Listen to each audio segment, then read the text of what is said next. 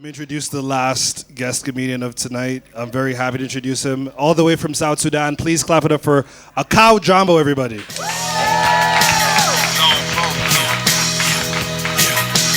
money. New money.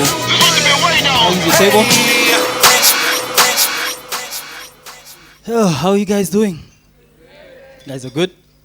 My name is Akau Jambo. I'm South Sudanese. I just came yesterday. I'm here to test some freedom of speech and democracy. I know it has been shrinking lately, but during Uhuru days we were enjoying it. Whenever you see South Sudanese here, we are not here for the houses and everything. We come just to witness the elections. It's a tourism thing. Yeah. I'm from South Sudan. We've never had an election. Never. It's a myth. We just. Do you know how you have a pregnancy scare? We've had election scare. Like several times they've told us we're having elections in 6 months, and we're like, yeah. And then the 6 months get there, and they're like, guys. Not today. The morning after pills worked. We were supposed to have elections last year. Like, we've been having conflict in South Sudan for the last, I think, generally we've been having conflict in South Sudan for the last 30 years. But the renewed conflict can be between 2011 until now. And over that time, we've signed about 2 peace agreements. And the last one, which was called the Revitalized Peace Agreement, that's how bad it was. We had the first peace agreement. We fucked it up. We're like, okay, let's redo it. Let's remix it. And then just find a fancy name. And the last one said we were supposed to have elections last year in December, on the 22nd of December. And the people who negotiated this peace with our government people who supported it, were white people. And this is why I think white people should get the fuck out of African business. Because you do not understand the context of Africans. They put so much money, into this peace agreement. Our government convinced them that on the 22nd of December, we will have an election. Now, every black person in this room knows that you can never fuck with our Christmas day. And this is how I knew this election wasn't going to happen. It doesn't matter what you're doing, but between the 18th of December to the 5th of January the next year, we are postponing every single thing that is there. So on the 22nd of December, God there, like, guys, it's a pregnancy scare. We will have to postpone. We're like, yeah, we understand. Like, it's Christmas. Like, we don't expect to change a president during Christmas.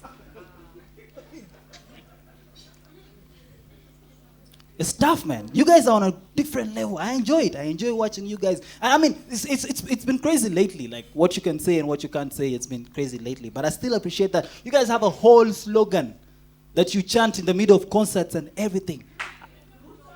Wow. Yo. That's crazy. You know what that is to me? That's music to me. That's crazy. Yo, it's so bad in our country. We can't ask the president. We can't say the president must go. It's so bad, we just say the first lady must go. Hoping that she goes with the husband. Like the first lady must go. If the husband is there, let them go together. That's crazy, man. You guys are on a whole different level. You guys impeached your vice president a few months ago. And the guy was complaining. He was on TV. I'm like, bro, you are lucky. You went through a whole parliament and the Senate. You are lucky. Do you know what's happening right now in my country? 2 days ago, the vice president woke up. He was going to work. Opened the gate. There was a tank in front of him. You're not going to work. It's like, what? Like, house arrest. Like, okay, can I get some groceries? Like, yeah, we shall bring that for you. Stay inside. So the level of the stuff that you have, I watched the whole Gen Z protest, you guys. You had a protest go for like almost 3 weeks. You guys were planning, you had a protest schedule. You're actually informing them where to find you. What is this? The protest went for almost, 3 weeks? The longest protest that we had in South Sudan was like about 3 minutes. I was part of that protest. I couldn't even say what I wanted to say. I was like, we want, and they arrested me. I'm like, I haven't even said what I want. It was like a boomerang. It was just like, you have to go and finish what you want in a statement. The police station, yeah, we want better roads, better education. Yeah, what else? Yeah, protection. You guys are doing quite well, man.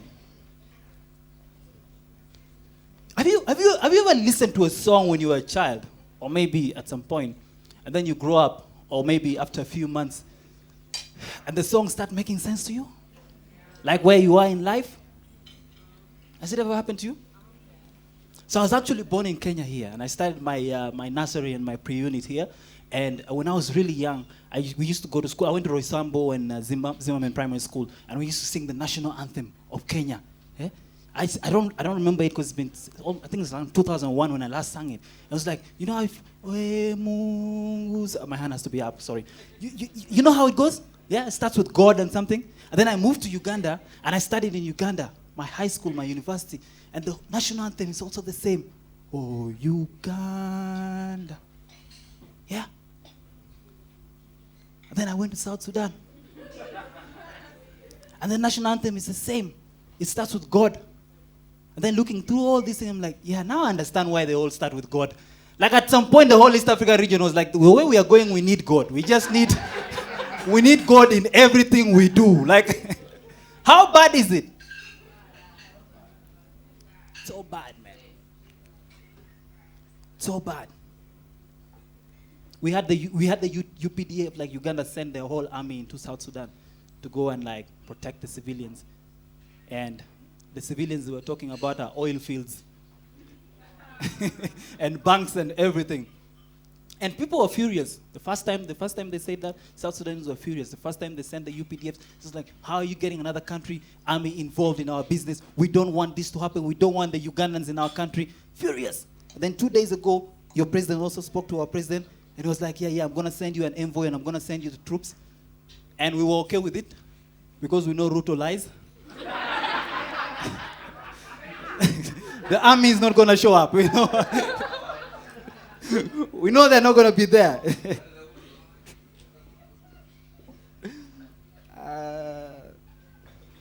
Oh, someone enjoyed that. It's personal for you.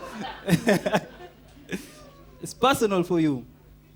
I love doing stand-up, man. I love doing stand-up. I've been doing stand-up for like 9 years. Yeah, I'm going to 10 years. Thank you.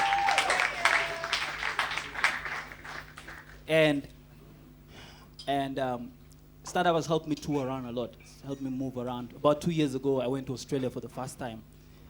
Yeah. And I was born in a refugee. I was born in Kakuma refugee camp. And when we were kids, everyone wanted to go to Australia. We all wanted to travel. There was a UN program that took people out of the camp to all these Western countries. And we wanted it. But the procedure was so tedious. The procedure was based on the worst cases. So you can imagine it was a competition for the worst case in the camp.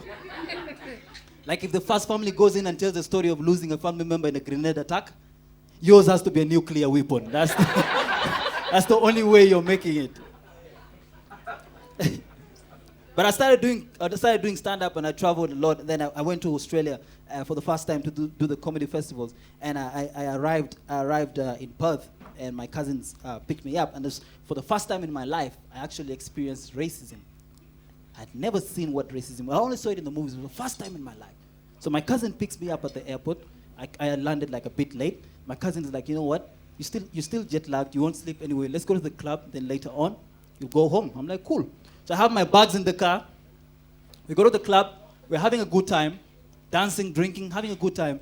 And then I go to the bar to just get a drink. And then I come back and I find my cousins fighting with some white guys. And then I just stand and look at them. I didn't want to join because it wasn't on my visa.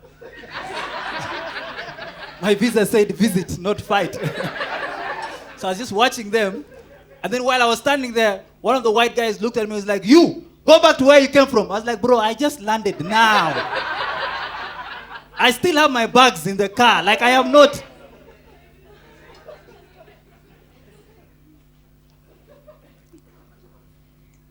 Wasn't an easy thing, man. Being in a different place. It's different life. different life.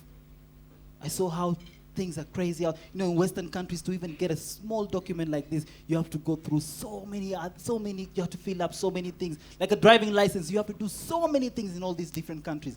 You have to prove learners, all those things. And when I was trying to drive around, they would try and take me through that process. I'm like, what is this? Do you know how I got a driving license in my country? I went there and I told them I needed a driving license. They said, can you drive? I said, yes. And they believed me. Now I'm out here with a driving license. you know how bad it is when you go to get your driving license? You know how there's a motorcycle, there's like a small car, then like a truck and everything. You tell them, tick all of them. Like, there's a plane here, it's like, it's okay, you tick. I don't have a friend who has a plane, but just put it there. And then you just move around telling people, I can drive a plane, by the way. Okay, I think my time is up. I'm about to be out here. Let me just leave you guys with one last thing. I got a show on Sunday. Yeah, tomorrow night. Please, here, buy some tickets, come through. The show is called You Said What? It's going to be a great show. If you were fired by USA, do you like that show?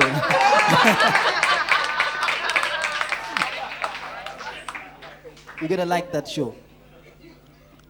Traveling all over the world has taught me one thing. It's taught me how unfair it is as Africans to travel. Yeah? It's really, really unfair to travel as Africans.